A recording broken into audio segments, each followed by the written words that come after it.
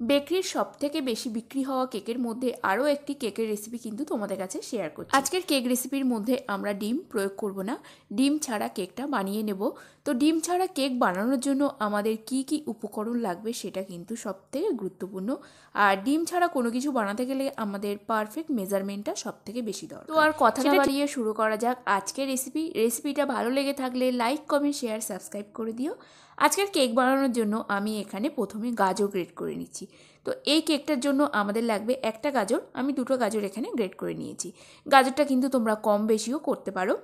Great করার নেওয়া গাজর আমরা একটা বাটির মধ্যে শীতের মরশুমে একদম ফ্রেশ গাজর দিয়ে খুব সুন্দর এরকম ক্যারট কেক বানালে কিন্তু কেকটা খেতে খুব সুন্দর লাগে। যে কোনো সময়ে বাড়িতে গেস্ট আসলে কিংবা বাচ্চাদের অল্প খিদেতে বা টিফিনেও কিন্তু আমরা এই কেকটা সার্ভ করতে পারি। তো এরপর চলো আমরা শুকনো উপকরণ মেপে নিই। তো এখানে দিয়ে দিলাম হাফ কাপ ময়দা, তার সাথে 1/4 কাপ ময়দা। টোটাল যদি আমরা গ্রাম মেজারমেন্ট করি তাহলে কিন্তু 85 গ্রাম। তার সাথে 2 টেবিল স্পুন কর্নফ্লাওয়ার দিলাম। এরপর দিয়ে দেবো এর মধ্যে 1 টিএসপি বেকিং পাউডার। এরপর দেবো 1/4 টিএসপির মতো বেকিং পাউডার। তারপরে দেবো আমাদের কেকের টেস্ট বাড়ানোর জন্য মিল্ক পাউডার। তো মিল্ক পাউডার আমি এখানে 4 টিএসপি অ্যাড করছি। মিল্ক পাউডারটা তোমরা কমও করতে পারো, বেশিও করতে পারো, সেক্ষেত্রে কিন্তু কেকের টেক্সচারে কোনো অসুবিধা হবে না। মিল্ক পাউডারটা দেওয়া হয়ে গেলে আমরা শুকনো উপকরণগুলো চেলে নেব। আর এখানে কিন্তু আমি লবণ অ্যাড করিনি, কেন অ্যাড করিনি সেটা আমি তোমাদেরকে পরে বলছি। এরপর চালা হয়ে গেলে এর মধ্যে আরও একটা উপকরণ আমি এই সময় অ্যাড করতে ভুলে গেছিলাম। তো এখানে অ্যাড করে দিলাম 1 টিএসপি মতো দারচিনি পাউডার। দারচিনি পাউডারটা অবশ্যই কিন্তু ক্যারট কেকে অ্যাড করো, তাহলে সেই কেকের গন্ধ আর টেস্টটা খুব সুন্দর আসবে। উপকরণ একটা হ্যান্ড উইস্কারের সাহায্যে মিক্সড করে নিলাম। এরপর নেব অন্য একটা বাটি, তার মধ্যে আমরা অ্যাড করে দেবো বাটার। এখানে আমি আমুলের সল্টেড বাটার ব্যবহার করছি, তার জন্য আমরা শুকনো উপকরণের মধ্যে লবণ অ্যাড করিনি। যদি আমরা সাদা বাটার ব্যবহার করি তাহলে কিন্তু অবশ্যই লবণ আমরা ব্যবহার করব। দিয়ে দিলাম 85 গ্রাম বাটার বা 1/3 কাপ বাটার। তার মধ্যে হাফ কাপ আমরা এখানে গুঁড়ো চিনি অ্যাড করব। গুঁড়ো চিনির পরিবর্তে কিন্তু তোমরা এখানে জ্যাগেরি পাউডারটাও ব্যবহার করতে পারো। এরপর একটা জায়ফল একটু গ্রেট করে দেবো। জায়ফল আর দারচিনি দুটোর কম্বিনেশনে কিন্তু আজকের কেকের দুর্দান্ত একটা গন্ধ আসবে। জায়ফলটা অল্প করে গ্রেট করে দিলাম। এরপরে আমাদের ইলেকট্রিক হ্যান্ড বিটারের সাহায্যে মিক্সড করে নেব যতক্ষণ বাটার চিনিটা মিক্সড হয়ে একটা ফ্লাফি ভাব আসছে।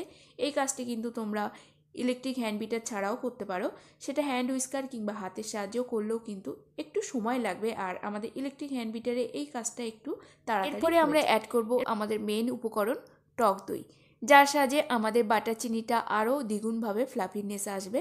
তো এখানে 1/3 কাপ রুম টেম্পারেচারে থাকা দই ব্যবহার করছি।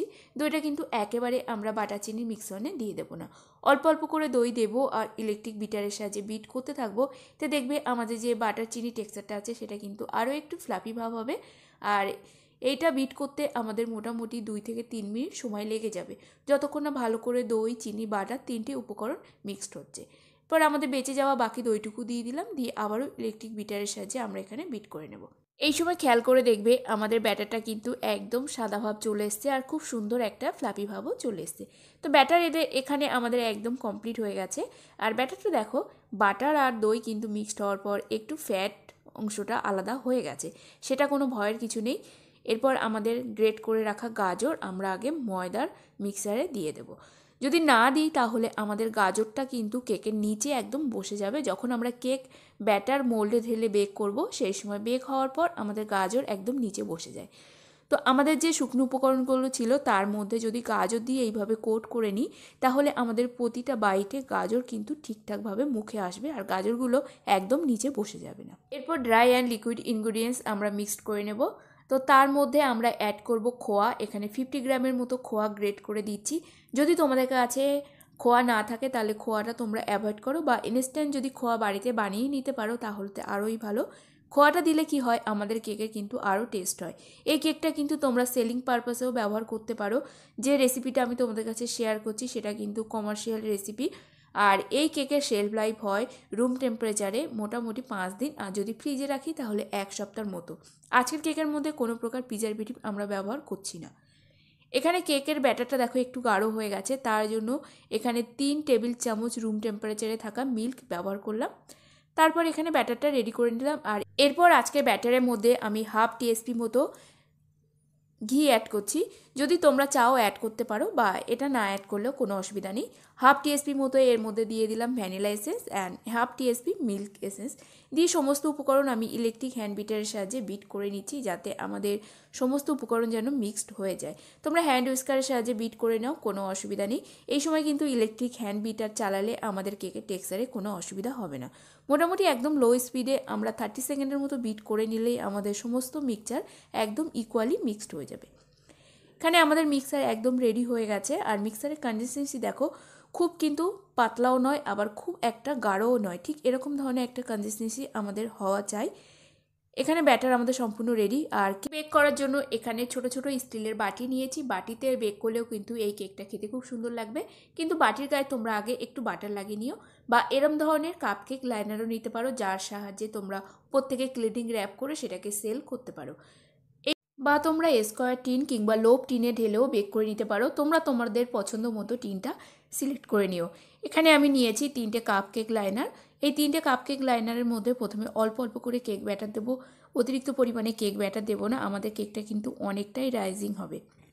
এরপর একটা স্টিলের বাটিতে একটা কাপ কেক লাইনার দিলাম, তার মধ্যে অল্প ব্যাটার দিলাম, আর আরও একটা বাটিতে আমি এমনি ব্যাটার ঢেলে নেব। তো এইভাবে আমি ব্যাটারটা পুরো বাটির মধ্যে ঢেলে নিয়েছি, কিছু কাপ কেকের লাইনার দিয়ে, আবার কিছু কাপ কেকের মধ্যে। ব্যাটারটা দেওয়ার পর উপর থেকে আমি কিছু পেস্তা কুচি ছড়িয়ে দেবো। এখানে কিন্তু তোমরা কাজু বাদাম বা আখরোট কুচিও ছড়িয়ে দিতে পারো। আর যদি কিশমিশ দাও, যখন আমরা ব্যাটার রেডি করছিলাম সেই ব্যাটারের মিক্সারের মধ্যে দিলে বেশ ভালো হয়। তোমরা তোমাদের পছন্দ মতো ড্রাই ফ্রুটটা দিয়ে দিও।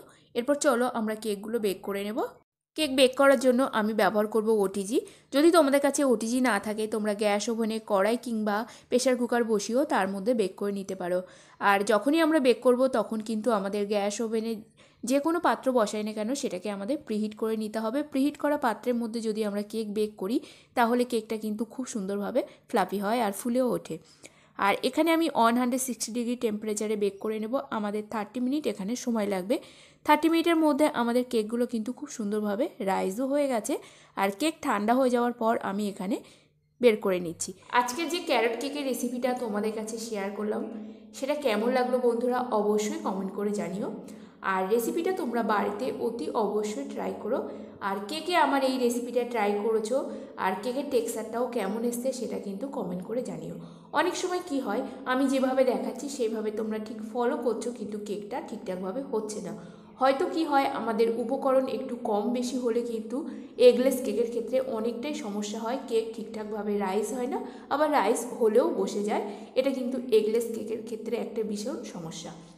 আর এখানে আমি কেকটা একটু ডিমোল্ড করে নিয়েছি, নিয়ে তোমাদেরকে আমি একটু কেটে দেখাই। ভেতরের টেক্সচারটা খুব সুন্দর এসছে, কিন্তু আমার ক্যামেরার কোয়ালিটির জন্য অতটা টেক্সচার এখানে বোঝা যাচ্ছে না।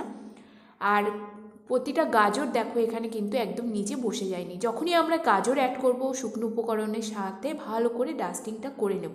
কোটটা করে নিলে কি হয়, আমাদের গাজর কিন্তু একদমই কেক ব্যাটারের নিচে বসে যাবে না।